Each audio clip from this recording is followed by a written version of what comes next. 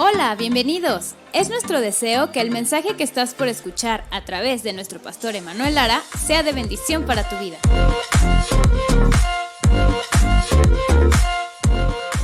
Quiero pedirle que me acompañe en su Biblia Apocalipsis capítulo 2, versículo del 12 en adelante. Voy a leerlos en la Nueva Traducción Viviente, los versículos. Y cuando ya lo tenga, dígame un fuerte amén. Apocalipsis 2:12, perdón. Amén. ¿Ya está ahí? Apocalipsis capítulo 2, versículo 12. Ok, voy a esperar un poco para que todos puedan estar ahí. También nos van a estar ayudando en las pantallas a poner. Vamos a leerlo. Dice, escribe esta carta al ángel de la iglesia en Pérgamo. ¿Alguien recuerda a qué se refiere cuando se está hablando al ángel? ¿A quién se está refiriendo? Al pastor, ¿verdad? El pastor, porque ángel significa mensajero. Entonces estas cartas van dirigidas a una iglesia en específico, pero la carta es Jesús mismo dictándosela a Juan, el apóstol Juan, el último de los apóstoles, o el último de los que les había dicho la semana pasada, de los Jedi, para que me entendiera. Juan era el último de los Jedi, bueno, no de los Jedi, sino de los apóstoles, pero y él está en la isla de Patmos. Y Dios le da un mensaje que le revela todo el Apocalipsis. Y dentro del Apocalipsis, que todo es una carta para enseñarnos cómo se van a ver los tiempos finales, viene un mensaje antes de que empiece toda la narrativa del Apocalipsis, viene un mensaje a distintas iglesias. Entonces dice, yo escribe esta carta al ángel de la iglesia de Pérgamo. Diga después de mí, Pérgamo. A ir más fuerte, Pérgamo. Entonces hoy vamos a ver la iglesia de ¿qué? Pérgamo. Dice, escribe esta carta al ángel de la iglesia de Pérgamo. Este es el mensaje de aquel que tiene la espada aguda de doble filo. Recordemos que todas las cartas tienen la misma estructura, ¿no? Primero el Señor dice a qué iglesia va dirigida esa carta. Luego se presenta a Jesús y con cada iglesia se presenta de una manera distinta, ¿no? Con la iglesia de Éfeso Jesús se presenta como el que tiene en la mano derecha las 7 estrellas y sostiene los 7 candelabros. Con la iglesia de Esmirna se presenta como el primero y el último, dice el que estuvo muerto pero ahora vive. Ahora se presenta como aquel que tiene la espada aguda de doble filo. Es interesante cómo con cada iglesia se presenta de una manera distinta, ¿verdad? Hay un canto que cantamos aquí que les gusta mucho y en el coro comienza a mencionar algunos de los nombres de Jesús, de su nombre, de los nombres de Dios, ¿no? Yahweh, Elohim, Jireh, Rafa, y no es que sean distintos dioses, sino que es un solo Dios, pero se revela a la humanidad con distintos nombres para reflejar un aspecto de su carácter. Es decir, Jehová Rafa, ¿alguien sabe qué significa? Dios es Jehová Jireh, mi proveedor. Jehová Tzidkenu, ¿verdad? Es que ese no va en la canción. Y se revelan distintos nombres. Bueno, aquí se está presentando, dice, escribe esta carta a la iglesia de Pérgamo. Este es el mensaje de aquel que tiene la espada aguda de doble filo. Y fíjese el versículo 13. Yo sé que vives en la ciudad donde Satanás tiene su trono. Wow, ¿no? O sea, empieza ya a escribir la carta y le dice, miren, iglesia, yo sé que ustedes viven en la ciudad donde Satanás tiene ¿qué? Su trono. Donde Dios sabe el lugar donde está cada iglesia. Dios sabe el lugar donde nos permitió plantar esta iglesia. ¿Qué diría de esta iglesia? ¿No? ¿Qué nos diría? Yo sé que tú tienes una iglesia donde la muerte tiene su trono, ¿no? Aquí está en este municipio o en esta ciudad está el municipio más grande de toda Latinoamérica dedicado a la muerte. Bueno, pero vamos a hablar dice, yo sé que vives en la ciudad donde Satanás tiene su trono. Sin embargo, has permanecido leal a mi nombre. Entonces recordemos que la carta primero se presenta Jesús, luego le va el mensaje, la carta, y comienza primero alabándoles, aplaudiéndoles, resaltando algunas cualidades buenas que tiene. Y en este caso le está diciendo, miren, yo sé dónde están, no crean que a mí me ha pasado desapercibido el lugar, la ciudad donde ustedes están. ¿En qué ciudad estaba esta iglesia? Pénjamo, Pérgamo, la iglesia de Pérgamo. Dice, yo sé que esa ciudad es una ciudad difícil y es difícil ser cristiano ahí. Dice, pero has permanecido leal a mi nombre. O sea, les empieza a aplaudir a pesar de que estás en la ciudad donde Satanás tiene su trono. Sin embargo, has permanecido leal a mi nombre. Te rehusaste a negarme aún cuando mi fiel testigo Antipas murió como mártir en medio de ustedes allí en la ciudad inmuebles. ¿Y la ciudad de quién? De Satanás. O sea, viene el aplauso, la exhortación, le está diciendo, yo sé que estás en una ciudad donde Satanás tiene su trono, pero te aplaudo que aún así te has mantenido leal a mi nombre y te has rehusado a negarme como mi fiel testigo, como Antipas, que murió mártir en medio de ustedes allí en la ciudad de Satanás. ¿Qué tipo de ciudad habrá sido Pérgamo para que Dios mismo diga, esa es la ciudad de quién? Y la ciudad donde Satanás tiene ¿qué? ¿Qué tipo de ciudad habrá sido para que Jesús mismo diga, esa es la ciudad de Satanás? O sea, prácticamente está diciendo, este es el infierno. Pero los aplaudo porque se han mantenido fieles y leales a mi nombre, a pesar de, y menciona un hombre que se llama Antipas. Diga después de mí, Antipas. ¿Quién era Antipas? Bueno, Antipas era el obispo de la iglesia de Pérgamo. ¿Se acuerdan? ¿Quién era el obispo de la iglesia de Esmirna? A ver, ¿quién se acuerda? A ver, dígalo fuerte. Policarpo. Policarpo, y recuerdan, vimos cómo se rehusó, y bueno, lo puede ver, lo puede ver allá en el mensaje. Ahora, el obispo, o sea, cuando me digo obispo me refiero al líder, o el líder de la iglesia y del movimiento que se estaba dando en Pérgamo. Antipas había sido el obispo, el líder de la iglesia que estaba situada en la ciudad de Pérgamo. Ahora voy a seguir leyendo, dice, versículo 14, pero tengo unas cuantas quejas en tu contra. A ver, diga, ouch. Pero tengo, Esmirna era una de las dos iglesias que no se le reclamó nada, ¿se acuerdan? A Pérgamo sí. Primero les da el aplauso, le dice muy bien, a pesar de que viven en la ciudad donde Satanás tiene su trono y donde es la ciudad de Satanás, y a pesar de que Antipas ha sido mártir y lo han matado, tú te has mantenido fiel a mi nombre y te has rehusado a negarme, pero, diga, pero, tengo unas cuantas quejas en tu contra. Oh Dios. Dice, toleras algunos de ustedes, entre ustedes que mantienen la enseñanza de Balaam, quien le enseñó a Balac cómo hacer tropezar al pueblo de Israel. Les enseñó a pecar, incitándolos a comer alimentos ofrecidos a ídolos y a cometer pecado sexual. De modo parecido entre ustedes viene otra corrección, otra queja. Dice en el versículo 15, de modo parecido entre ustedes hay algunos nicolaitas. ¿Se acuerdan que esto ya lo habíamos mencionado antes, los nicolaitas? ¿Sí se acuerdan o no? ¿En qué iglesia? En la iglesia de Éfeso. Pero a la iglesia de Éfeso le dice al revés.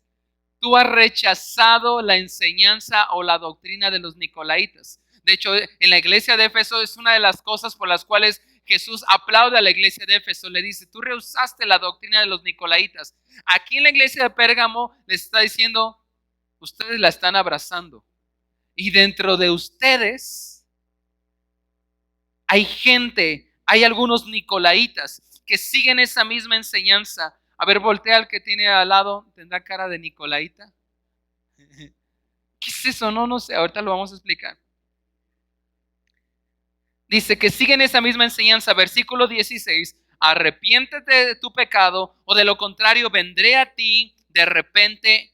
Fíjense lo que está diciendo Jesús, y pelearé contra ellos. O sea, contra los que están siguiendo la doctrina de Balaam, la doctrina de los nicolaitas. Dice, arrepiéntete, de lo contrario vendré contra ti y pelearé con la espada de mi boca. Todo el que tenga oídos para oír debe escuchar al Espíritu y entender lo que Él dice a las iglesias. A todos los que salgan vencedores les daré del maná que ha sido escondido en el cielo y les daré a cada uno una piedra blanca y en la piedra estará grabado un nombre nuevo que nadie comprende aparte de aquel que lo recibe. La iglesia de Pérgamo. Hoy vamos a hablar de la iglesia de Pérgamo y como subtítulo yo le puse la iglesia mundana. Pérgamo, la iglesia, ¿qué? Mundana. Vamos a hablar un poquito de Pérgamo, pero ¿tienen listo ahí el video? Quiero que presten atención al video, nos va a explicar un poquito y de todos modos yo voy a ahorita dar más contexto, pero asegúrense que tenga audio y quiero que veamos el siguiente video. ¿Sí está listo? En el libro de Apocalipsis, la tercera carta está dirigida a la iglesia de Pérgamo. Nombrada Patrimonio de la Humanidad por la UNESCO, esta ciudad fue edificada a lo alto de la montaña a 26 kilómetros del mar Egeo. A pesar de lo complejo del terreno, los ingeniosos arquitectos construyeron terrazas artificiales que permitieron el crecimiento de la ciudad y convirtieron a Pérgamo en una de las metrópolis más grandes del mundo antiguo. Durante el esplendor griego, esta ciudad fue famosa por su altar a Zeus, el templo a la diosa Atenas y por su imponente biblioteca, la cual fue la segunda más importante después de la Biblioteca de Alejandría. La primera comunidad cristiana de Pérgamo fue dirigida por Antipas, quien fue condenado a la hoguera durante el reinado de Nerón. A día de hoy, en la parte alta de la ciudad únicamente quedan ruinas, pero la parte llana sigue estando habitada y es ahí donde viven los 100.000 habitantes que conforman la actual ciudad de Pérgamo. Después de la guerra greco-turca, en 1921, los cristianos que vivían en esta región fueron expulsados y actualmente no hay ni un solo creyente originario de este lugar. Desde hace algunos meses hemos hecho varios viajes para orar y compartir el Evangelio, y Dios ha puesto en nuestro corazón orar y ayunar los días 1 de cada mes hasta que veamos. Les voy a hablar un poquito de Pérgamo. Pérgamo era la ciudad más importante de Asia. La ciudad más importante de Asia. De hecho, era llamada la ciudad ilustre. Fue la ciudad más famosa de Asia. Y de hecho se consideró a la ciudad de Pérgamo como la capital de Asia. O de toda esa zona. Pérgamo está ubicada en lo que hoy conocemos como Turquía. De hecho, todas las iglesias están ubicadas en esa zona de Asia, en lo que hoy se conoce como Turquía. Bueno, Pérgamo era la ciudad más importante de todo Asia y de hecho se considera un emperador romano la nombró como la capital de Asia. Como veíamos en el video, estaba construida sobre una colina alta. Una característica de la ciudad de Pedro es que no era una ciudad comercial, a diferencia de Éfeso y de Esmirna. Estas dos ciudades que vimos las semanas pasadas sí eran ciudades comerciales. De hecho estaban en el puerto, tenían puerto y eran ciudades comerciales. La ciudad de Pérgamo no era una ciudad comercial como Éfeso o Esmirna, pero era una ciudad, porque entonces era la ciudad más importante de Asia y era la capital de Asia. Bueno, aunque no tenía puerto, no estaba pegada al mar, estaba un poco más adentro. Si por ahí tienen el mapa, voy a ponerlo donde se encuentra ubicada la de ahí donde está el puntito rojo. Está cerca del mar, pero no tenía costa, no tenía puerto, a diferencia de Éfeso. Entonces no era una ciudad comercial, pero sí era una ciudad religiosa y cultural. Por eso se conocía a la ciudad de Pérgamo como la ciudad ilustre. Era una ciudad no comercial, no de comercio, pero sí religiosa y cultural. En el video se menciona que una de las cosas más famosas que tenía la ciudad de Pérgamo era su biblioteca. De hecho, ¿a qué les suena el nombre de Pérgamo? Pergamino, exactamente. Tenía la segunda biblioteca más importante y más grande de todo el mundo antiguo. La primera estaba en Alejandría y la segunda estaba en Pérgamo. De hecho, ellos inventaron el pergamino, pero ya no el pergamino como el de los rollos, sino el pergamino que ya era como libro. De ahí viene la palabra pergamino, de la ciudad de Pérgamo. Entonces tenía una biblioteca con más de 200,000 ejemplares. Ahora, a lo mejor actualmente se nos puede ser poco, 200,000, pero para aquellos tiempos era increíble. Era una biblioteca, la segunda biblioteca más grande de todo el mundo. Allí, como les decía, se inventó el pergamino para los libros. Otra de las cosas, ahí hay una imagen del teatro. Tenía varios teatros importantes. Entonces era una ciudad más cultural y sobre todo religiosa. Tenía varios teatros, pero tenía un teatro impresionante, si lo poco que alcancen a ver, pero toda esa parte hicieron una arquitectura nueva que nadie había hecho un teatro tan grande ni tan empinado como el que hicieron en la ciudad de Pérgamo. Esa es una fotografía de cómo se puede ver actualmente, pero tenía varios teatros, pero este era un teatro impresionante. Tenía la capacidad para poder albergar ahí a 10,000 personas. Ahora, dentro del teatro se encontraban muchos altares y templos, porque Pérgamo era una ciudad cultural, pero también religiosa. Actualmente, me parece que es en la ciudad de Berlín, están muchas de las ruinas de la ciudad de Pérgamo, y uno de los templos más importantes de Pérgamo era el altar que tenían a Zeus. Zeus, el dios griego. De hecho, Zeus se consideraba como el padre de todos los dioses y también de los hombres. Entonces, de los templos más importantes al dios Zeus estaba en Pérgamo. En el teatro, que albergaba 10,000 personas, estaba rodeado de una serie de templos donde la gente iba a adorar a los dioses griegos, que después de que muere Alejandro Magno, él siendo griego, heleniza gran parte de la zona de Asia y de Europa, pero después muere Alejandro Magno y llega el Imperio Romano. Pero permanecieron los dioses griegos. Esta ciudad de Pérgamo estaba helenizada, es decir, que habían tomado todos los dioses, la cultura griega, pero después llegan los romanos y conservan toda esa cultura griega, toda la religión de los griegos, y algunos dioses les cambian el nombre, el romano, pero vienen siendo los mismos dioses. Y la ciudad de Pérgamo era una ciudad politeísta. ¿Sí se entiende esta frase? Es decir, que tenían muchos dioses. Uno de los más, no era el más importante, pero uno de los más importantes era al dios Zeus, que se adoraba ahí en Pérgamo. Al lado de donde estaba este teatro grande, estaba el altar a Zeus. Y Zeus era considerado el padre. Los que recordarán un poco de literatura y de los dioses griegos, Zeus se considera como el padre de los dioses y también de los hombres. Muy probablemente por eso la Biblia, cuando leímos en Apocalipsis, dice: la ciudad donde Satanás tiene su trono. ¿Se acuerdan que así les dice? Es la ciudad donde Satanás. Ahora, el templo de Zeus no era el único, pero sí era uno de los más importantes y de los más visitados.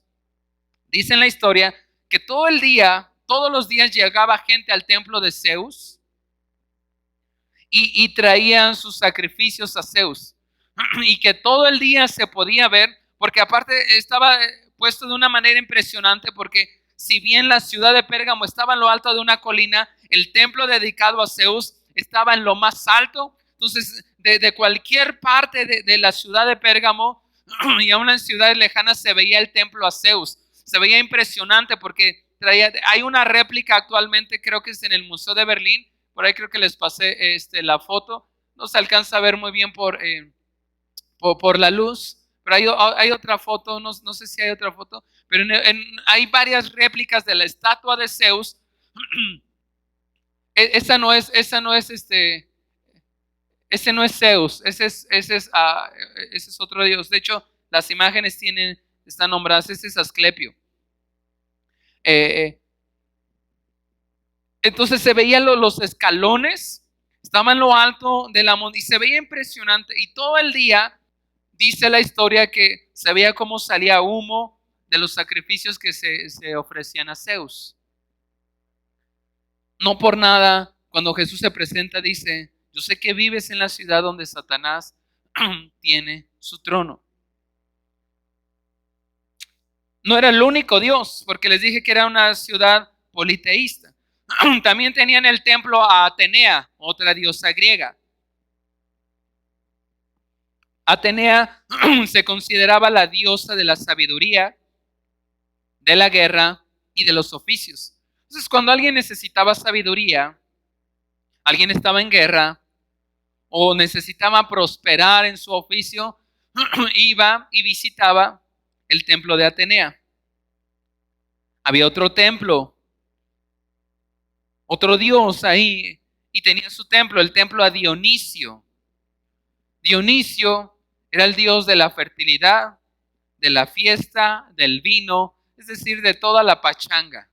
Dionisio era el dios del vino, de la fertilidad, de la inmoralidad. Ese era Dionisio.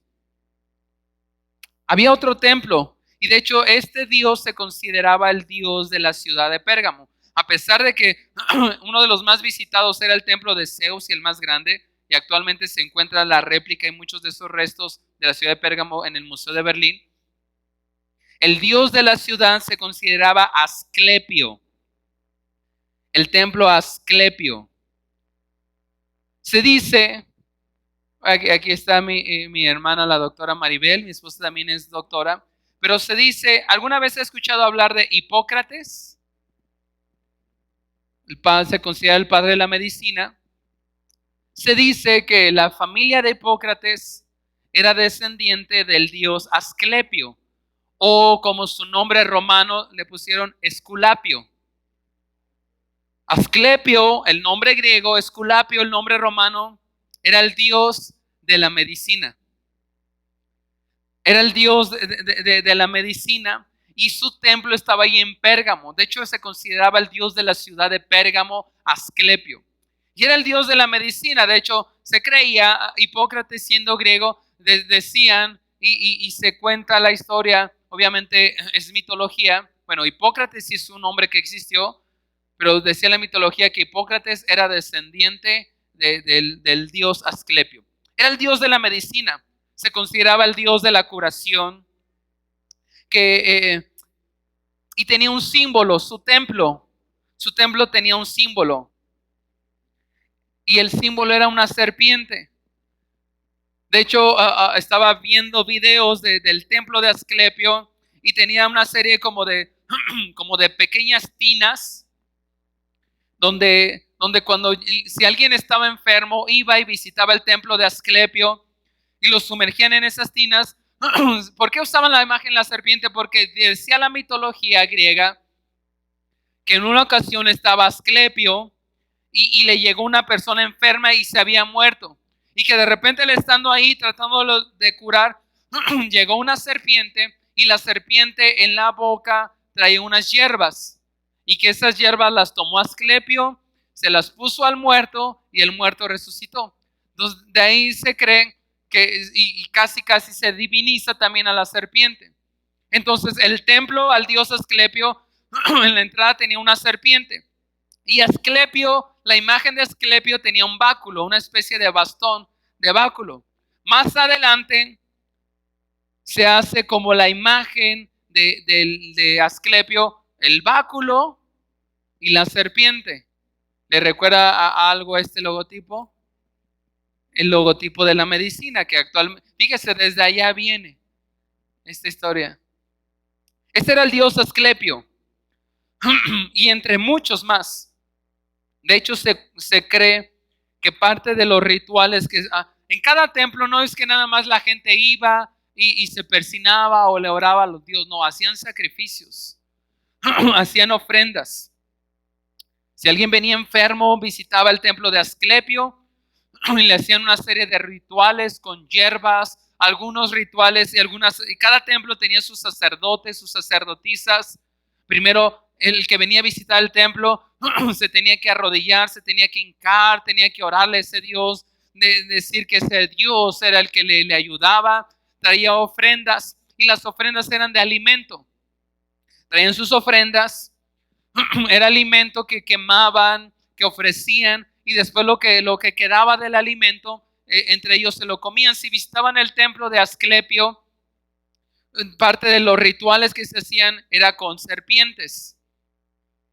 Y entre muchos había más. Estaba el templo a Afrodita. Era una ciudad politeísta y tenía un montón de templos. Los más importantes fue el altar que tenía Zeus y el dios de la ciudad, que era Asclepio. De hecho, la palabra bisturí, también su etimología viene de la misma fuente de Asclepio, ¿no? Es interesante conocer todo esto, ¿no? Desde allá, desde la ciudad de Pérgamo. Y había muchos dioses más, pero solamente menciono algunos. Prácticamente había un dios para cualquier cosa. Alguien estaba enfermo y iba al templo de Asclepio. Alguien quería sabiduría, iba al templo de Atenea. Alguien le gustaba la fiesta, el vino, la pachanga, iba al templo de Dionisio. Alguien quería ser más bella, iba al templo de Afrodita. Prácticamente había un dios para cualquier cosa. Alguien tenía todos los problemas juntos, iba al templo de Zeus, que se consideraba que era el padre de todos los dioses. De hecho, se le oraba a Zeus como el señor de señores o el dios de los dioses, ¿no? Fíjese qué increíble. Por eso cuando Jesús escribe esta carta, le dice: yo sé que vives en la ciudad donde Satanás tiene su trono. Donde Satanás tiene su trono. Ahora, no estoy diciendo que el logotipo, que si alguien tiene el logotipo de la medicina, ¿no? Es del demonio, pero le estoy dando información desde dónde viene todo ello. Ahora también, en las escrituras, en una ocasión, está el pueblo de Israel en el desierto y le tienen una picadura de serpientes que se están muriendo venenosa. o Moisés ora y Dios le habla a Moisés y le dice: toma esa serpiente, ponla en una vara y ponla en lo alto, y si alguien de ustedes le muerde la serpiente, voltea a mirar a la serpiente y cuando lo haga se va a curar. También ahí se utilizaba la serpiente como medicinal.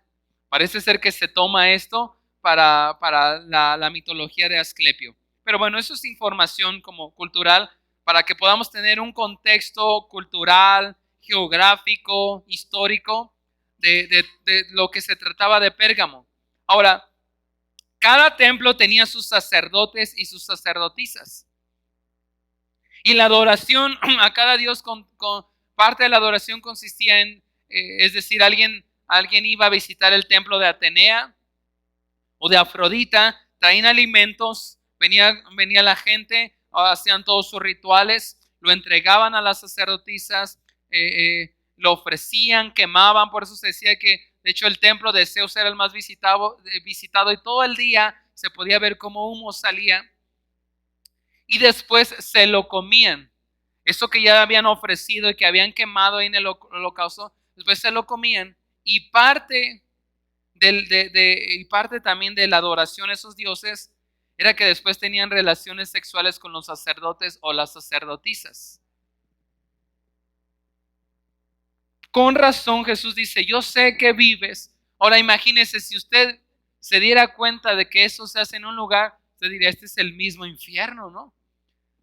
Por eso Jesús le dice: vives en la ciudad donde Satanás tiene su trono, y después dice: es la ciudad de Satanás. Pero allí comenzó una iglesia. ¿Qué ciudad, actualmente, qué ciudad podría ser la ciudad de Satanás? Una ciudad parecida a Pérgamo. A ver, Las Vegas, ¿no? ¿Cómo se conoce Las Vegas? ¿Como la ciudad de qué? No sé, habrán otras ciudades, pero quizás nunca he tenido la oportunidad de visitar. De hecho, ni siquiera es algo que a mí me llame la atención, porque yo creo que un inconverso, ahí se da vuelo, ¿no? Pero un cristiano, ¿qué podría ser, no? Aunque hay iglesias, y hay iglesias grandes en ese lugar. Porque también la Biblia dice que donde abundó el pecado, sobreabundó ¿qué? Bueno, en Pérgamo, la ciudad donde Satanás donde Satanás tiene su trono, y la ciudad de Satanás, ahí comenzó una iglesia. Ahí comenzó una iglesia, y el obispo de esa iglesia era Antipas. A ver, diga después de mí, Antipas. Ahí, Isma, por si quieres un nombre para un futuro hijo. Antipas. Porque el de Policarpo se lo dimos a no a Ofelia. No, es broma. Allí comenzó una iglesia. El problema es que esta iglesia poco a poco fue comprometiendo sus principios. Poco a poco fue comprometiendo sus principios y se empezó a hacer como el mundo. Por eso como subtítulo le puse Pérgamo, la iglesia mundana. Pérgamo, la ciudad donde Satanás tiene su trono, dice la carta. Esta iglesia tenía un gran reto. Vamos a regresar a Apocalipsis capítulo 2, versículo 12, dice: escribe esta carta al ángel de la iglesia de Pérgamo. Este es el mensaje de aquel que tiene la espada aguda de doble filo. Entonces tenemos que ir entendiendo por qué es que Jesús se presenta de esta forma a la ciudad de Pérgamo. La ciudad de Pérgamo, ahí había más bien el mensaje no es a la ciudad, sino a la iglesia. Ahí en Pérgamo nace una iglesia cristiana, pero poco a poco fue comprometiendo sus principios y sus valores cristianos y se fue adaptando como era el mundo. En este caso, se fue adaptando a cómo era la ciudad de Pérgamo. Y esta iglesia tenía un gran reto. Y Jesús se presenta: yo soy el que tiene la espada aguda de doble filo. El que tiene la espada aguda de doble filo. ¿A qué le suena esto? Espada de doble filo. Vayamos a Hebreos. Hebreos 4:12. Nos va a dar más claridad. Hebreos capítulo 4, versículo 12. Fíjese, escuche bien. Creo que me vaya siguiendo el hilo de lo que le quiero compartir. Pues la palabra de Dios, ¿la qué? Dice, es viva y poderosa. Es más cortante que cualquier espada ¿de qué? ¿Cómo se está presentando Jesús? Como el que tiene en su boca ¿la qué? La espada ¿de qué? Doble filo. Lo que está diciendo que Él tiene su palabra en su boca. O sea, se está presentando, y lo que parece ser que lo que nos está queriendo decir es, si hay una iglesia que ha comprometido, o no una iglesia solamente, quizás un cristiano que ha comprometido sus principios y se ha adaptado al mundo, lo que necesitamos es volver a esa espada de doble filo. Y aquí nos dice cómo es esa espada. Dice, pues la palabra de Dios es viva y poderosa, es más cortante que cualquier espada de dos filos. ¿Qué hace? Penetra el alma y el espíritu, entre la articulación y la médula del hueso. Deja al descubierto nuestros pensamientos y deseos más íntimos. No hay nada en toda la creación que esté oculto a Dios. Todo está desnudo y expuesto ante sus ojos, y es a Él a quien rendimos cuentas. Esa es la palabra de Dios. La Biblia es la verdad que necesitamos cuando los principios se empiezan a comprometer, o cuando una iglesia se empieza a hacer más como el mundo, o cuando un cristiano se empieza a hacer más como el mundo. Y eso es lo que le empezó a pasar a la iglesia que estaba en Pérgamo. Se empezó a adaptar a las costumbres, a las tradiciones de Pérgamo. Pérgamo, la iglesia mundana. El versículo 13 de Apocalipsis capítulo 2 Dice, yo sé que vives en la ciudad donde Satanás tiene su trono. O sea, está diciendo, esta es la ciudad de Satanás, donde Satanás vive. ¿Usted pensaba que Satanás estaba en el infierno? No, estaba ahí en Pérgamo. Es la ciudad donde Satanás tiene su trono. Dice, sin embargo, has permanecido leal a mi nombre. Te rehusaste a negarme aun cuando mi fiel testigo Antipas murió como mártir en medio de ustedes allí en la ciudad de Satanás. ¿Sabe qué significa Antipas? Opuesto. Qué interesante es que significa opuesto. Antipas. Y quiero contarles un poquito de Antipas. La Biblia no nos muestra mucho de Antipas, de hecho solo se menciona ahí. Pero si estudiamos un poquito en la historia de la iglesia, en la historia bíblica, Antipas, uno fue el obispo de la iglesia en Pérgamo, era el líder de la iglesia en Pérgamo. Fue discípulo también, así como Policarpo, fue discípulo del apóstol Juan.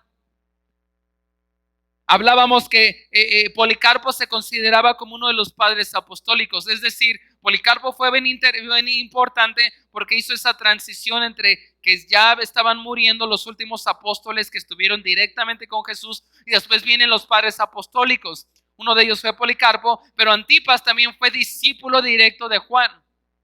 Aprendió de Juan y llegó un momento donde Antipas fue arrestado. Lo arrestaron porque él predicaba de Jesús en medio de una ciudad politeísta donde habían todo tipo de dioses. Arrestan a Policarpo porque predicaba el evangelio. Lo meten a la cárcel durante un tiempo, después lo vuelven a sacar, pero le dicen, ¿sabes qué? Te vamos a dar otra oportunidad, pero tienes que adorar a Zeus. Te vamos a llevar al templo de Zeus y tienes que confesar que Zeus es el Dios de dioses, el Señor de señores. Muy parecido a lo que trataron de obligar a Policarpo. ¿Se acuerdan la historia de Policarpo? Bueno, Antipas lo quieren presionar haciendo lo mismo. Pero Antipas siguió predicando el evangelio. Antipas siguió predicando el mensaje en medio de una ciudad donde había un desenfreno, donde incluso la misma iglesia que se había levantado y estaba comprometiendo esos principios, y Antipas siguió predicando el evangelio.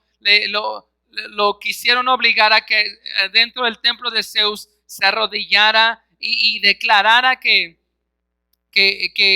Zeus era el Señor de todo.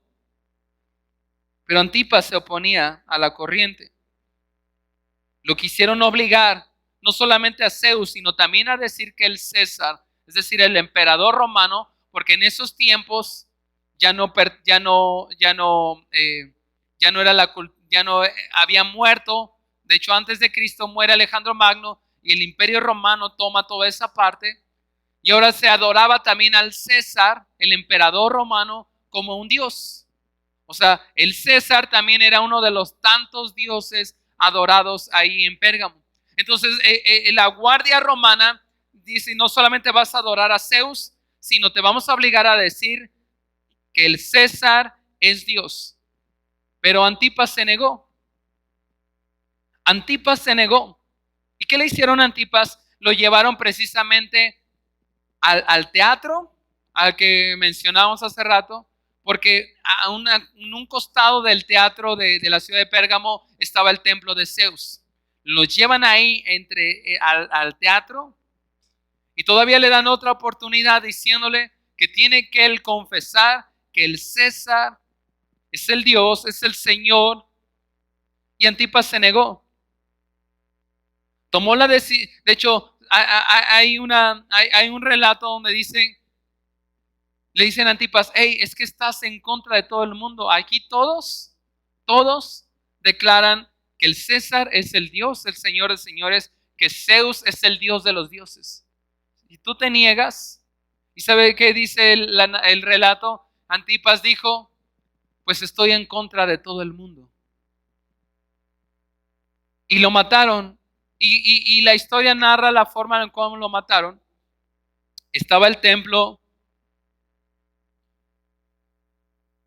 de Atenea, de Artemisa, perdón. Traen un toro de bronce y mandan a encender la hoguera en el templo de Artemisa, delante de todos los espectadores. Algo así. Está un toro hecho de bronce. El toro lo encienden y ahí meten el cuerpo de Antipas hasta que muere quemado. Y la historia dice que las últimas palabras que le dijo a los romanos fue: pues entonces estoy en contra de todo el mundo. Su propio nombre significa opuesto. Y eso es lo que el Señor manda a cada cristiano hoy. Hoy en día, si tú te niegas a decir que cualquier cosa es familia, estás en contra de todo el mundo. Y nos quieren obligar a aceptar que cualquier cosa es familia. Nos quieren obligar a pensar y a decir que bueno, el aborto no es un asesinato, sino simplemente es la interrupción del embarazo, que solamente es un saco, un costal de células.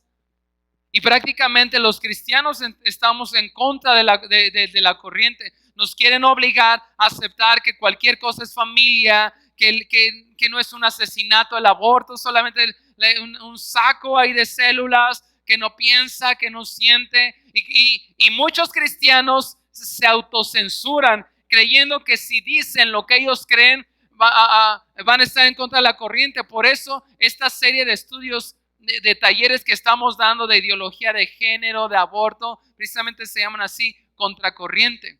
Y Antipas fue un hombre que iba contra la corriente. El problema es que la iglesia, la mayoría de los cristianos se adaptaron a ese mundo, a las ideologías que tenían la ciudad de Pérgamo. Y muchas iglesias y muchos cristianos así están. Fíjese, regresemos a Apocalipsis 2, en el 13 dice: yo sé que vives en la ciudad donde Satanás tiene su trono, sin embargo, has permanecido leal a mi nombre. Te rehusaste a negarme cuando mi fiel testigo Antipas murió como mártir en medio de ustedes, allí en la ciudad de Satanás. Hay cristianos que piensan: bueno, ves que son muy religiosos, ¿no? El pastor a lo mejor es muy religioso. Mira, querido hermano, el cristianismo no es para cobardes. Y más adelante vamos a estudiar otras cosas de Apocalipsis, donde vamos a ver que nunca antes hemos estado tan cerca y tenido tan claridad como los tiempos finales se van haciendo más claros. Anticristo, la bestia, marca de la bestia, todo esto cada vez se va haciendo más claro en un mundo donde está tan cerca el nuevo orden mundial. Todo este asunto que se está viviendo de ideología de género, de feminismo, todo esto ya estaba escrito en las escrituras. Y hoy, como nunca antes, cada vez veo con mayor claridad y las cosas se van a poner difíciles. Quisiera decirles que las cosas cada vez van a mejorar, pero si leemos las escrituras, las cosas cada vez se van a poner más difíciles. No sé si alguien de ustedes vio la historia de pasó hace unos días de un joven que se graduó, Cristian, en una universidad de Ensenada. Se graduó, era su segunda carrera. Primero estudió contabilidad, después estudió psicología. Se graduó con promedio de 9.98 en una de las escuelas públicas me parece que es en Ensenada. Le dan la oportunidad. ¿Sí vieron esa noticia? No, se la voy a contar. Le dan la oportunidad de dar un discurso. Se está graduando con honores. Eso pasó hace unos días aquí en México, en Ensenada. Y da un discurso. Están sentados todos y empieza a dar un discurso. No es ni religioso. Obviamente él parece ser que es un hombre con principios religiosos cristianos. Empieza a dar un discurso con bases biológicas, con las bases de la genética, de la biología, hablando a favor de la vida, a favor de la familia. Y de repente se levantan unos estudiantes y unos maestros también, empezaron a gritar: sáquenlo. Lo sacaron hasta en las noticias.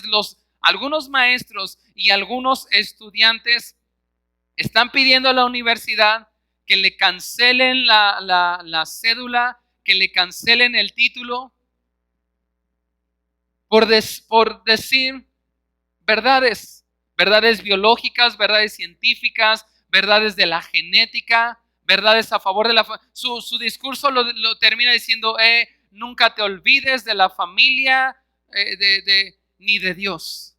Y se levantan a decir, vi arriba la ideología de género y la diversidad de género, y hicieron todo, y recibió un montón de amenazas de muerte. Salió, ahí están las noticias de Televisa, y los varios alumnos y maestros pidiendo a la universidad que le cancelen, que le quiten la cédula y el título de psicólogo. Es un peligro.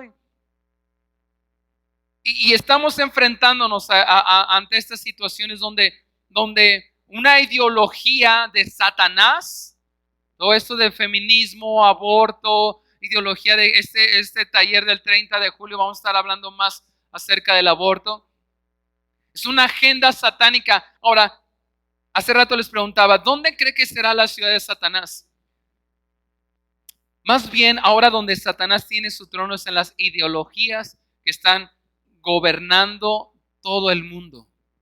Son unas ideologías satánicas, y donde si un pastor, si un estudiante se levanta a decir la verdad, ni siquiera discursos religiosos, sino decir la verdad, que hay vida desde la concepción, no porque lo dice la Biblia, que sí lo dice, sino porque lo dice, lo dicen los científicos, lo dice la biología, los dicen los padres de la genética. Entonces eres cancelado, eres censurado. ¿Y qué diría Antipas? No, en tiempos como estos, a él cuando le presionaron dijo, pues entonces estoy en contra de todo el mundo, pero no comprometo mis principios. Y hoy en día vemos cristianos que creen en la vida desde la concepción, que creen en la familia, pero en las escuelas, en las universidades, por temor a ser cancelados, a ser censurados, a que los hagan a un lado, comprometen sus principios, sus valores. Y eso es algo que le empezó a pasar a la iglesia de Pérgamo. La iglesia dice, pero tengo unas cuantas quejas en tu contra. ¿Toleras? Estoy en el versículo 14. Bueno, pero quisiera preguntarles, ¿estás comprometiendo tus principios o tus valores? Quizás para que no te cancelen, no te censuren, no te tachen de cómo nos tachan ahora los que creemos en la vida y en la familia, de ultraconservadores, de religiosos, de dar mensaje de odio, cuando solamente estamos diciendo la verdad. Mire, ¿qué dice Juan 17:15?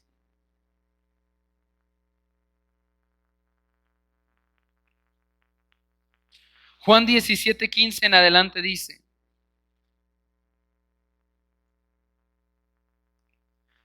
no te pido que los quites del mundo, sino que los protejas del maligno. Entonces, ¿qué voy a hacer, pastor? ¿Me voy a esconder? Entonces, no, ¿qué dice? No te pido que los quites del mundo, sino que los protejas del maligno. Al igual que yo, ellos no pertenecen a este mundo. Hazlos santos con tu verdad. Enséñales tu palabra, la cual es verdad. Nuevamente la palabra, es decir, lo que nos está diciendo, para poder mantenernos firmes ante una ideología satánica, ante esas ideologías de muerte, antifamilia. No es apartarnos del mundo. Aquí dice, no te pido, Señor, que los apartes del mundo. Están en el mundo, pero no son del mundo. Pero a la iglesia de Pérgamo lo que le pasó es que estaban ahí y se empezaron a hacer como ellos. Les dice la Biblia, no te pido que los quites del mundo, más bien que los protejas y que los santifícalos en tu verdad. Tu palabra es la verdad. Por eso Jesús, cuando da este mensaje, se presenta diciendo, yo soy el que tiene en su boca la espada de dos filos. No dice las mismas escrituras, y conoceréis la verdad. ¿Y la verdad qué? Nos hará libres. Pero hoy nadie quiere conocer la verdad. Solamente ideologías, emociones, sentimientos. Y si tú te paras en la escuela, por eso necesitamos jóvenes firmes que se puedan parar en las secundarias, en las prepas, en las universidades, a decir la verdad. Y ni siquiera una verdad religiosa, sino una verdad de biología, de genética. Por eso para mí como pastor es bien importante que asistan a estos talleres. En los talleres no son predicaciones, estoy dando argumentos y te estoy diciendo lo que está pasando en todo el mundo para que haya jóvenes, haya señoritas que se puedan parar, así como este joven Cristian, y le preguntaron, ahorita no puede declarar nada porque él también se está defendiendo y sus abogados del joven Cristian, te decía que fue lo que hicieron hasta quitar la cédula, el título por decir una verdad. Y recibió un montón de amenazas. La universidad le está queriendo, fíjate, la universidad, a pesar de que se graduó con honores, con 9.98 y les ganó a todos los demás, y le preguntan, le están preguntando, hey, ¿sabías que iba a venir todo esto? Y dice, sí, sabía que iba a venir todo esto. Sabía que iba a venir todo esto. Pero necesitamos jóvenes, hombres, mujeres valientes que nos atrevamos a decir la verdad. A decir la verdad. Aunque un montón de gente diga lo contrario y a veces nosotros mismos nos autocensuramos. Decimos, no voy a decir esto porque si no, pues no me quiero evitar pleitos, quiero evitar problemas. La mayoría de ustedes tienen una cuenta de Facebook o de Instagram o tienen gente que conocen. Atrévase a decir la verdad en un mundo que cree mentiras, que dice mentiras, que no tiene ningún sustento ni biológico, ni de la biología, ni de la ciencia, mucho menos de las escrituras. Solamente repiten aquello que escucharon de otros. Y entonces aquí está diciendo, con la palabra de Dios. Mire, hay otro ejemplo, Daniel 1:8. Daniel fue también un hombre que se atrevió en medio de un lugar pagano. Acompáñeme, Daniel, capítulo 1, versículo 8. Daniel 1:8 dice, sin embargo, Daniel estaba decidido a no contaminarse con la comida y el vino dados por el rey. Daniel era un joven, aproximadamente tenía 17 años y fue llevado a Babilonia. O sea, Babilonia también era una ciudad donde vivía Satanás y donde Satanás tenía su trono, una ciudad pagana, corrupta, perversa, y ahí fue llevado Daniel, un joven. Pero dice, sin embargo, Daniel estaba decidido a ir contra la corriente, a no contaminarse con la comida y el vino dados por el rey. Le pidió permiso al jefe del Estado Mayor para no comer esos alimentos inaceptables. Y necesitamos enseñar a nuestros jóvenes que no se traguen todo lo que el mundo está diciendo y que solamente están repitiendo cosas que otros dijeron y otros dijeron. Eso es importante. Sábado 30 de julio vamos a ver la segunda parte de este taller. Vamos a estar hablando muy fuerte, sobre todo del aborto. Pero se están comprometiendo los valores en los cristianos, en las iglesias cristianas. Los cristianos están viviendo como vive este mundo. Daniel estaba viviendo en Babilonia. Entonces, ¿qué hago, pastor? ¿Me escondo? No. Daniel siguió viviendo en Babilonia, pero decidió en su corazón no contaminarse. Y después de los años, Dios honró a Daniel. Y quizás sufrió burla, quizás mucho tiempo lo trataron de cancelar, pero después cuando hubo una gran necesidad, a él fue el que le preguntaron, hey, ayúdanos. Mire, Jeremías 29:4.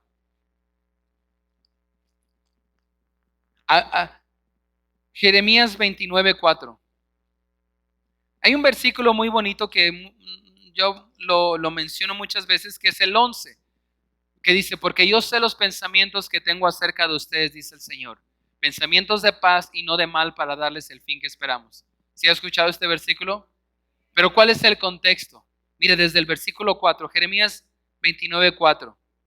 Esto dice el Señor de los ejércitos celestiales de Israel a los cautivos que Él desterró de Jerusalén a Babilonia. Es decir, que la profecía que viene aquí adelante la está dando Dios a los que como Daniel estaban en Babilonia cautivos. Y fíjese qué es el mensaje que Dios les da. Y es muy relevante para nuestros días. Me escondo, ¿qué hago? Ya no voy a trabajar, ya no voy a la escuela. Dice lo que le dice a los que estaban en Babilonia. Edifiquen casas. Estoy en el versículo 5. ¿Sí va siguiendo? Hagan planes para quedarse. ¿Cómo? Si no tenemos que huir de Babilonia, Dios le dice ahí, tranquilos. ¿Están ahí? Hagan planes. Quédense ahí. Si tienen que estar ahí, quédense ahí. Está diciendo, hagan planes, edifiquen casas, planten huertos, coman del fruto que produzcan, cásense, tengan hijos, encuentren esposos, esposas, para ellos, para que tengan muchos nietos, que ahora lo que se está queriendo este nuevo orden mundial, no tener nietos, no tener hijos, tener solamente perros, casarse, la sologamia, lo vimos en el taller, no, me caso conmigo mismo, matrimonios del mismo sexo, donde obviamente no va a haber hijos. Aquí dice, hey, busquen esposos, busquen esposas, cásense, tengan hijos, tengan muchos nietos, multiplíquense, no disminuyan. Isma, te tardes. Y trabajen por la paz y prosperidad, fíjese, de la ciudad donde los envía el destierro. Es una de las cosas que tú y yo tenemos que hacer. Por eso convocamos 3 días de ayuno y oración, y me hubiera encantado que muchos de ustedes hubieran estado, porque dice, hey, trabajen por la paz y la prosperidad de la ciudad donde los envía el destierro. Pidan al Señor por la ciudad, que dé el bienestar de la ciudad, por la ciudad, porque el bienestar de la ciudad dependerá del bienestar de ustedes. Usted le está diciendo, están en Babilonia, tranquilos, ahí van a estar un rato. Estamos viviendo tiempos finales, hey, tranquilos, no huyas, no te escondas. Sigue con tus planes, sigue teniendo hijos, cásate. Muchos jóvenes no se quieren casar, esa es una ideología satánica. ¿Qué dice la Biblia? Cásate, multiplícate, ten hijos, haz planes. Esto dice el Señor, y dice, ora, pide al Señor por la paz de la ciudad donde vives. En la versión Reina Valera dice, porque en su paz ustedes también tendrán paz. Es decir, que si hay paz en la ciudad donde vives, tú también vas a tener paz. Versículo 8, esto dice el Señor de los ejércitos celestiales, Dios de Israel, no permitan, y ojo aquí, que fue lo que le pasó a la ciudad de Pérgamo, no permitan que los engañen los profetas y los adivinos que están entre ustedes en la tierra de Babilonia. No presten atención a sus sueños, porque les dicen mentiras en mi nombre. Y hoy el mundo hay tantos profetas, profetas de Satanás, que están hablando todas estas mentiras. Dice, hey, cuidado con eso. Cuidado con eso. Está diciendo ahí, no permitas que los engañen los profetas, los adivinos que están entre ustedes en Babilonia. No presten atención a sus sueños, porque les dicen mentiras en mi nombre. Yo no los envié, dice el Señor. Versículo 10, esto dice el Señor, ustedes permanecerán en Babilonia. Ellos se querían huir de ahí, pero dice, tranquilo, van a estar en Babilonia, no para siempre. No vamos a estar en este mundo para siempre. Aunque cada vez se pudieran poner las cosas peor, aunque las cosas cada vez se pudieran poner difíciles, la buena noticia, y nos lo dice Apocalipsis, es que al final Cristo gana y su iglesia con él. Pero dice, van a estar en Babilonia, dice aquí, van a estar en Babilonia durante 70 años. Pero tranquilos, luego vendré y cumpliré todas las cosas buenas que les prometí y los llevaré de regreso a casa. Y es donde termina en el 11, porque yo sé los planes que tengo para ustedes, dice el Señor. Son planes para lo bueno y no para lo malo, para darles un futuro y una esperanza.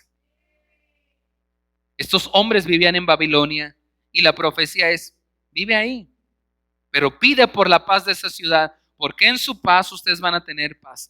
Regreso a Apocalipsis 2, pero vamos al versículo 14.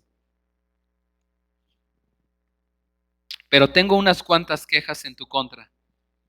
¿Me ayudas, Isma, con el piano?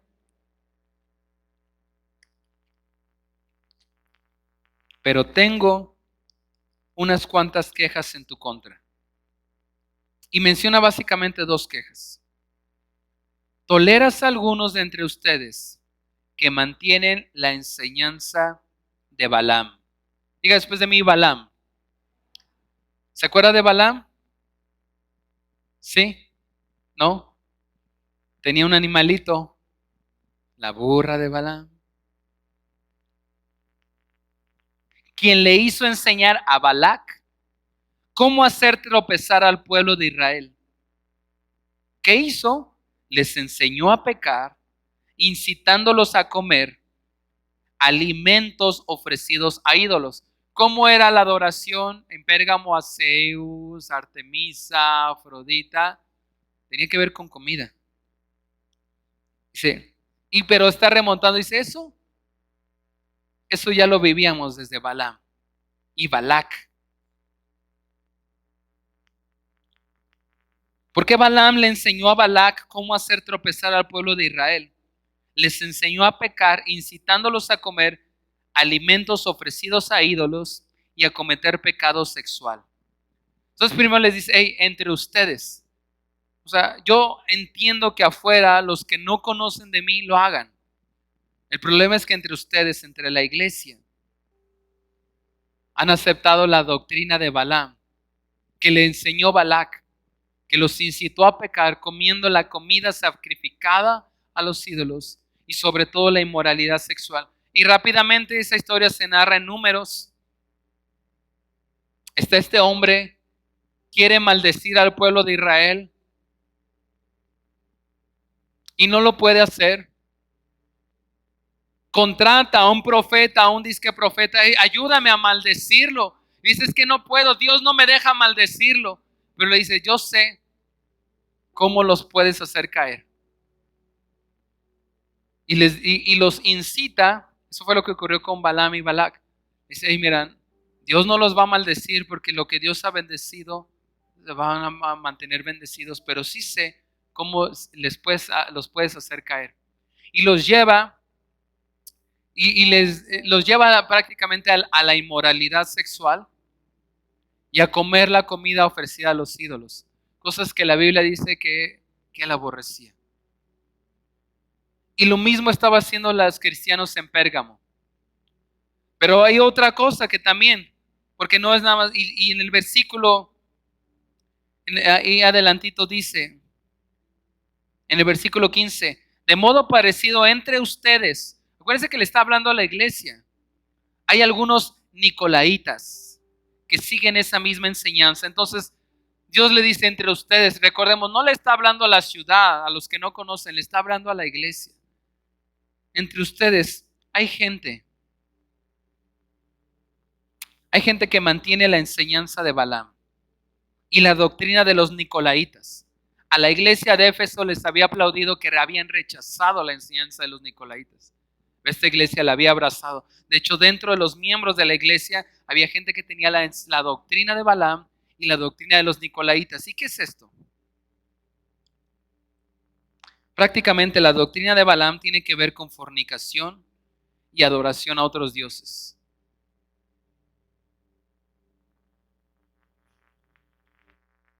La doctrina de Balaam era eso. Fornicación y adorar a otros dioses. Ay, es que yo ya no tengo mis ídolos, yo ya los tiré. Sí, pero a lo mejor algunos se arrodillan ante el dinero, ante otras cosas. Y aquí hace énfasis en la pureza sexual, tanto para solteros como casados. La fornicación, pornografía, homosexualidad, lesbianismo, sexo fuera del matrimonio, adulterio. Dice, el 15, de modo parecido entre ustedes hay nicolaitas. ¿Qué eran los nicolaitas? Los nicolaitas eran lo que decían, muy parecido al gnosticismo. Se cree que venían de su líder, que era Nicolás. Algunos dicen que Nicolás de Nicolás, Nicolás era uno de los que los apóstoles habían elegido para servir a las mesas. ¿Se acuerda? Hay un momento donde le están reclamando, en Hechos le están reclamando a los apóstoles, es que ya no atienden a las viudas ni a las ancianitas. Y Pedro le dice, es que no podemos, tenemos que encargarnos de la predicación. Entonces dice, vamos a orar y que Dios nombre a 7 llenos del Espíritu Santo. Y de ahí sale Esteban, de ahí sale Felipe, pero también sale uno que se llama Nicolás. Se cree que a lo mejor este se desvió. ¿Y qué era? Los nicolaitas decían, muy parecido al gnosticismo, el alma es buena, la carne es mala. Entonces vamos a darle rienda suelta a la carne, al fin de cuentas que el alma siempre se mantiene buena. Y daban desenfreno a la carne. Entonces participaban de lo que hacía todo el mundo. Participaban, en la iglesia de Pérgamo habían cristianos que participaban también de la adoración a Zeus, pero después también iban a la iglesia a adorar a Cristo. Pero después iban también al templo de Artemisa, de Esculapio, pero también adoraban a Jesús.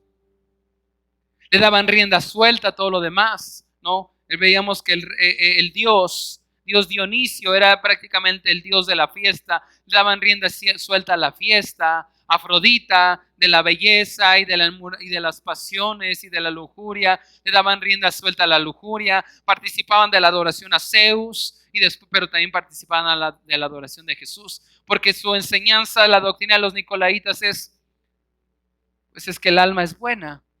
La carne es mala, la carne puede llenarse de pecado, el alma se va a mantener limpia, pura. En fin, que somos salvos, siempre salvos, si haga lo que haga. Y la versión Reina Valera habla de la doctrina de los nicolaitas, dice, la cual yo aborrezco. Así dice en la versión Reina Valera, la cual yo aborrezco. ¿Qué pasaba con la iglesia de Pérgamo? Adoraban a Zeus, pero también adoraban a Cristo. Adoraban a Esculapio, pero también adoraban a Cristo. No vaya a ser que los vayan a cancelar, que se vayan a burlar de ellos. Entonces, cuando era la hora de que todos tenían que decir que el César era el Señor de señores y el Dios de dioses, iban ahí también y lo hacían, pero después también decían, Jesús, tú también eres el Dios de dioses. Y dice la Biblia que esa es la doctrina de los nicolaitas a la cual el Señor, como lo dice en la versión Reina Valera, aborrecía. Pero ¿qué dice Primera de Tesalonicenses, capítulo 4? De hecho, hoy, recuerden, ya tenemos listo el cuestionario de Primera de Tesalonicenses. Primera de Tesalonicenses, capítulo 4, versículo 3. La voluntad de Dios es que sean santos. ¿Sí está ahí conmigo? Entonces, aléjense ¿de qué? De todo pecado sexual. Esa era la doctrina de Balaam. Como resultado, cada uno controlará su propio cuerpo y vivirá en santidad y honor, no en pasiones sensuales como viven los paganos, que no conocen a Dios ni sus caminos. Está diciendo, yo entiendo que los paganos, los que no conocen, hagan esas cosas, pero ¿por qué las hacen entre ustedes?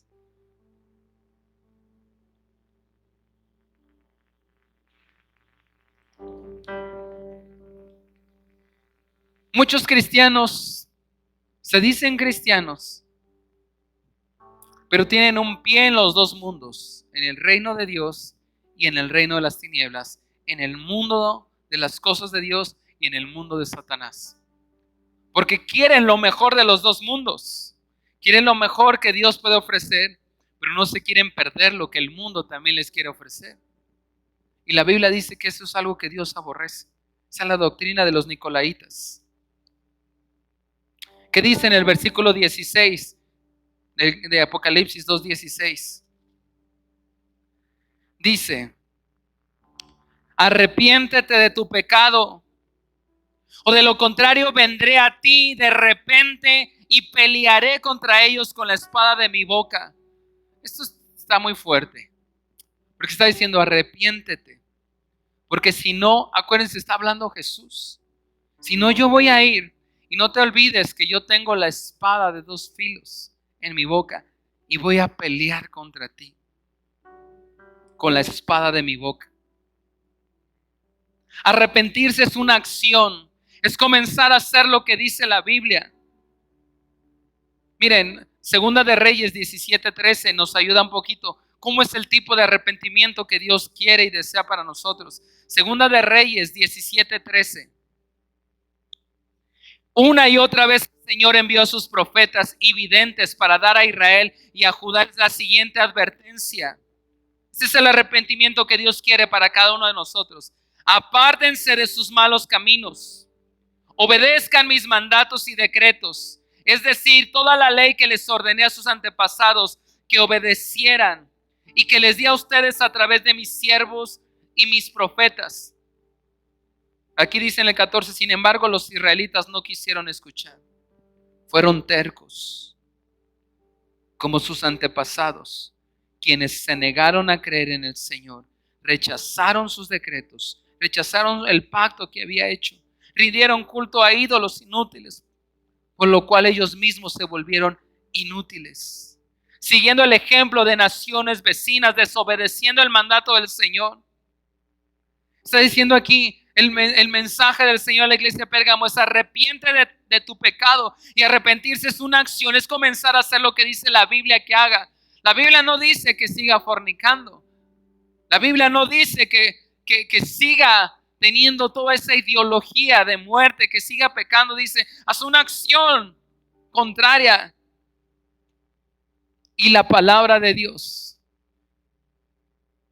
es la que nos ayuda y no es como un espejo, nos muestra nuestra condición. Por eso haga el taller conectados con la palabra. Al finalizar, vaya ahí a la mesita donde está mi hermana Chepis. Ya tenemos listos Tesalonicenses o si va en Colosenses, pero conéctese con la palabra porque la palabra es esa espada de 2 filos. Dice que penetra el alma, penetra el espíritu. Y es como un bisturí, ¿no? Que nos empieza a sanar. La palabra nos sana. ¿Te ha sanado alguna vez la palabra? El alma, el espíritu. Y es como ese bisturí. Pero hay quienes no nos dejamos sanar y decimos no. Y empezamos a debatir, decir, bueno, esto sí creo, pero esto no me gusta. La Biblia es toda, la palabra de Dios es una misma historia. Pero hay cristianos que decimos, esto sí, en lo que esto no me gusta, esto tanto, esto no lo creo. Y sabes qué estás haciendo cuando sí tomas algo que te gusta, pero esto no me gusta de la palabra de Dios. Esto de amar a mis enemigos, ay, no me gusta. Mejor nada más amo a los que me aman. Esto de mantenerme puro hasta el matrimonio, no, de todos modos Dios me perdona. Al final la Biblia dice, hey, ¿qué es lo que debemos de hacer? ¿Y qué es lo que no le agrada al Señor? Y su palabra es como ese bisturí, pero hay quienes tratamos de debatir, de debatir lo que dice la Biblia. No, es que no creo que sea tan así, ¿no? Yo creo que sí, pero eso era para otros tiempos, no era para ahora. Bueno, el diezmar, sí, pero... Y entonces tomamos unas que sí nos gustan y otras no. Y eso lo que estamos haciendo es peleando con la palabra. Por eso dice, hey, si no te arrepientes, voy a ir yo y voy a pelear contigo. Con la espada de 2 filos. Y te voy a estar dando ahí. El problema es que muchos se mantienen toda su vida peleando con Dios. Nos dice ahí, si no vendré a ustedes y pelearé con la espada de mi boca. Y hay muchos que se mantienen. Y ese bisturí que quizás para algunos los ha sanado, para otros es una espada que estás ahí peleando. Y bueno, sí creo esto, pero esto no. Y mantienes tu vida cristiana peleando con la palabra, peleando con la palabra. Tengamos cuidado cuando tratamos de debatir todo lo que dice Dios en su palabra. No vaya a ser que nos ocurra lo que es narrado en Romanos 1. Y tristemente yo he visto muchos cristianos así. Mira, Romanos capítulo 1, versículo 24. ¿Sabes qué pasa cuando nos mantenemos peleando y peleando y peleando con la palabra y no nos arrepentimos y decimos, sí, pero no es para tanto, no hay que ser tan religioso? Romanos 1:24. Entonces Dios los abandonó. ¿Cuántos quieren que el Señor los abandone?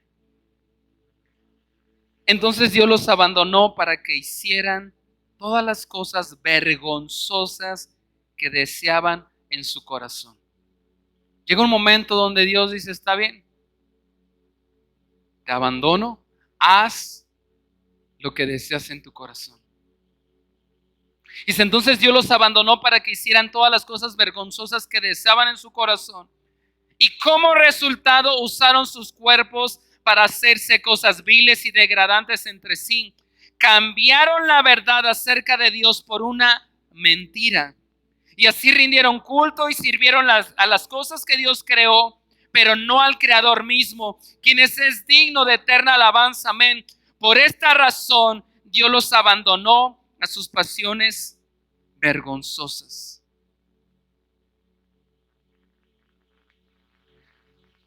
¿Has escuchado el término temor de Dios? Muchos creemos que el temor de Dios es tenerle miedo a Dios. Decir, hijo, no me vaya a castigar. El verdadero temor de Dios es el que tenía David. David falló, David pecó, pero vino el temor de Dios a él.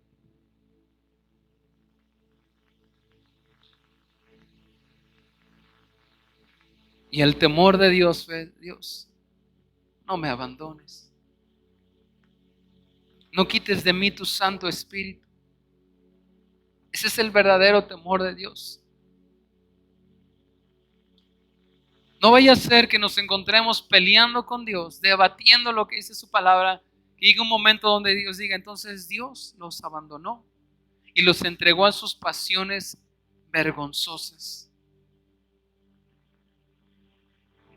Y David, cuando pecó, adulteró, fornicó, asesinó, mintió, viene el profeta y le dice, arrepiéntete. Y le dice, Señor, crea en mí, oh Dios, un corazón limpio y puro, y no apartes de mí tu Santo Espíritu. Fíjate, lo que David no pide es que no le quiten el reino. David no pide que no le quiten la familia, ni que le quiten el poder, ni el renombre. Lo que pide es, no me quites tu Santo Espíritu. Y tristemente puedo ver muchos cristianos que el alma es buena. Pues entonces dejemos que la carne haga lo que quiera. Si quiere fornicar, que fornique. Si quiere embriagarse, que se embriague. Si quiere maldecir, que maldiga. Al fin que el alma es buena. Y Dios está ahí peleando su palabra, su palabra. Pero llega un momento donde Dios los abandonó y los entregó a las cosas vergonzosas que ellos deseaban hacer. Y concluyo, dice el versículo 17. Todo el que tenga oídos, ¿para qué? Es como nuestras mamás nos decían, hey, orejón, ese es orejón. ¿Ah? ¿Alguien le decía así? No seas orejón. Algo así es esta frase. Todo el que tenga oídos para oír, debe escuchar al Espíritu y entender lo que Él dice a las iglesias. Porque ese es un mensaje para todas las iglesias de todas las épocas. A todos los que salgan vencedores. ¿Los que salgan qué? Promete dos cosas Jesús. Les daré del maná que ha descendido del cielo. Y les daré a cada uno una piedra blanca. La Reina Valera dice una piedrecita blanca. Y en la piedra estará grabado un nombre nuevo que nadie comprende, aparte de aquel que lo recibe. Dos cosas promete: maná del cielo y una piedra blanca. La Biblia dice en Juan capítulo 6, versículo 35, que Jesucristo es el maná del cielo.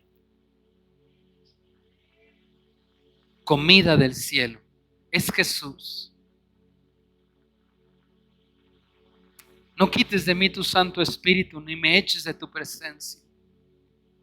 La Biblia dice, si te arrepientes, yo voy a permanecer contigo. No te voy a abandonar. El maná del cielo es Jesús, lo dice Juan, que Jesús es el maná que descendió del cielo. Y si somos verdaderamente cristianos, lo que queremos es a Jesús. Pero promete otra cosa, una piedra blanca. Dice, y esa piedra estará grabado un nombre nuevo que nadie comprende, aparte de aquel que lo recibe. Y hay un montón de interpretaciones con respecto a la piedrecita blanca. Encontré 10, pero me resaltan y me quedo con 2. Uno era que en aquellos tiempos en las cortes se usaba una piedra blanca y una piedra negra. Se juzgaba, por ejemplo, a Paco y se hacía todo el juicio, todo eso. Y en la corte el juez tenía una piedra negra y una piedra blanca.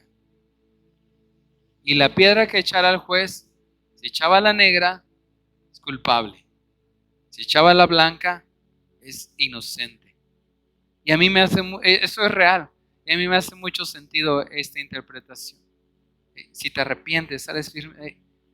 Cuando estés delante de mi presencia, bien buen siervo fiel. Eres limpio, eres santo, no tienes culpa de nada. Pero hay otro uso también que se les daba. Recordemos que Alejandro Magno heleniza gran parte, incluyendo Pérgamo, y en las ciudades se hacían los juegos de los griegos. Aparte de que los recompensaban con la corona, en Pérgamo, y no solamente en Pérgamo, en varias ciudades, a los ganadores, los atletas que salían ganadores, les hacían un gran banquete con el rey y con las personas más importantes ahí de la aristocracia, ¿no? La crema innata de la ciudad. Y su invitación, no podía entrar cualquiera, iban a entrar a un gran banquete al palacio del rey con la aristocracia y los mejores. Se dice que la invitación era precisamente en una piedra blanca donde se esculpía el logotipo del rey y el nombre. Y era su pase de entrada a ese gran banquete. Nadie podía entrar si no tenía su pase de entrada.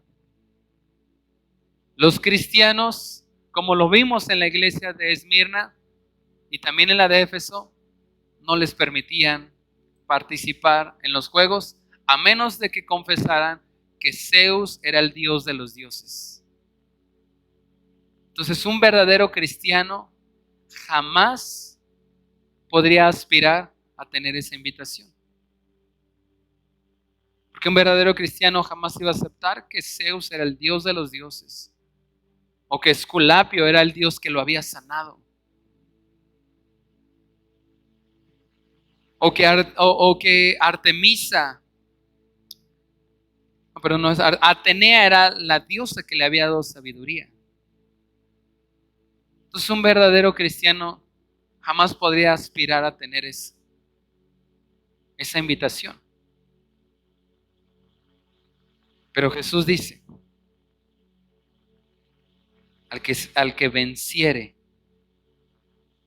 a todos los que salgan vencedores, les daré el maná, o sea, Jesús quedará con ustedes. Y les daré a cada uno una piedrita blanca.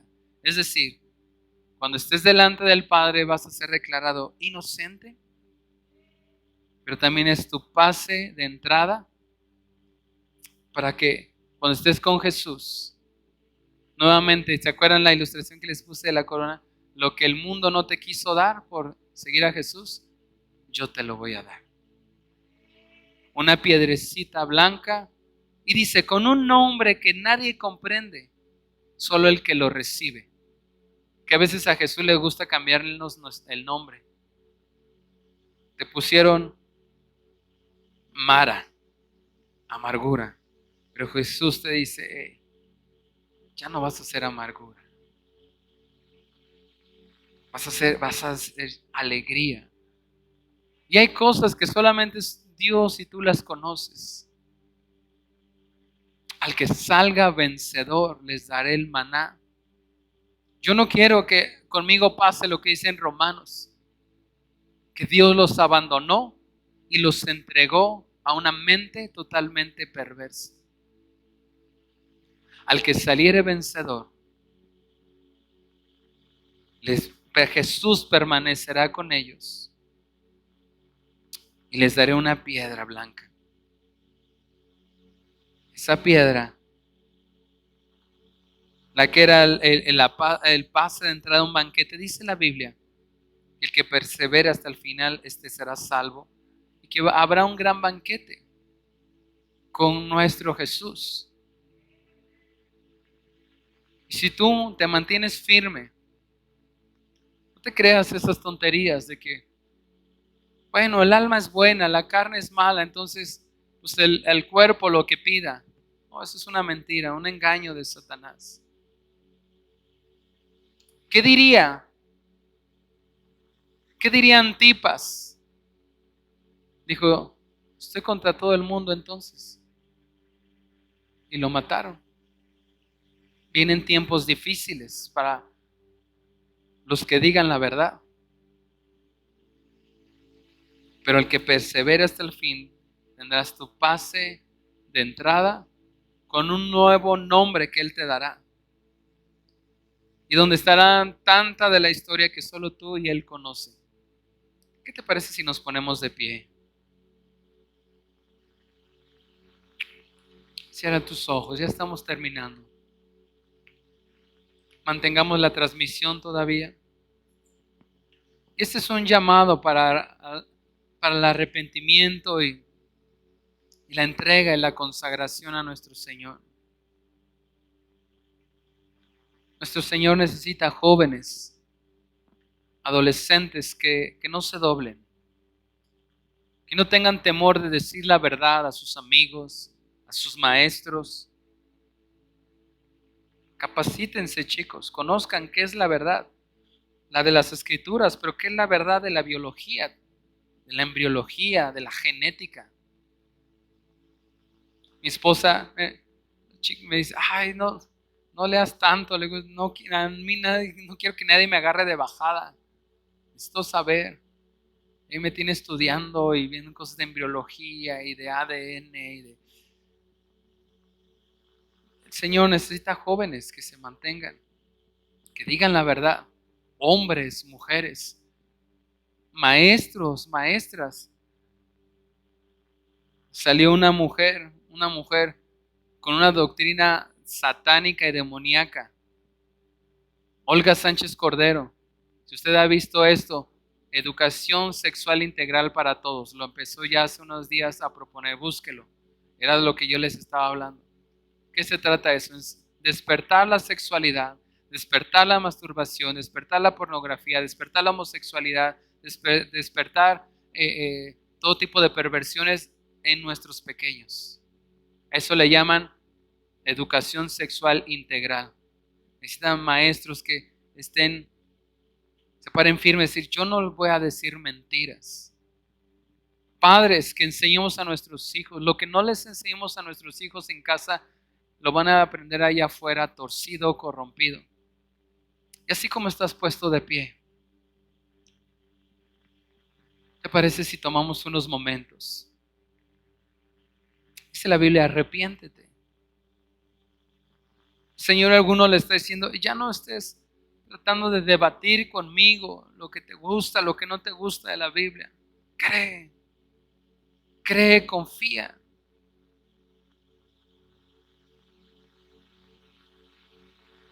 Si alguno de nosotros hemos fallado, dice la Biblia, abogado tenemos, nuestro Dios, Jesucristo.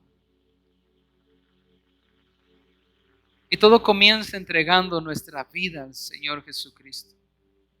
Cuando nos rendimos completamente a Él. Si hay aquí alguien, incluyéndome a mí, yo siendo el primero, que tendrá algo que arrepentirse, el que tenga oídos para oír, oiga lo que el Espíritu dice a la iglesia. ¿Te parece si te puedes poner sobre tus rodillas, pero no en tu lugar? Ven aquí al frente. Ven aquí al frente. El que tenga oídos para oír, oiga lo que el Espíritu dice a la iglesia. El que tenga oídos para oír, Señor. El que saliere vencedor, tú le darías del maná del cielo. Y si tú estás aquí al frente, esta vez nadie va a orar por ti. Es algo entre tú y Dios. Es algo entre yo y el Señor.